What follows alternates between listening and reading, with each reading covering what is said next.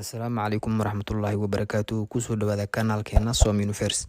Fadlan adoo mahadsan subscribe noo saar, like dheh si uu muuqaalkan u gaaro dad badan oo sidaada kale wanaagsan mahadsanid. Maanta muuqaalkeena wuxuu ku saabsan yahay saxaabigii weynaa ee Cikrama bin Abi Jahl Allah ka raali noqde. Waxaan kusoo koobaynaa wax ka yar 1 daqiiqo. Halkan waxaa ku aasan saxaabigii weynaa ee hogaaminayay guutadii geerida dagaalkii Yarmouk, waana saxaabigii lagu magacaabi jiray Cikrama bin Abi Jahl oo ka mid ahaa saxaabadii ugu caansanayd ee taariikhda islaamka baal dahab ka galay.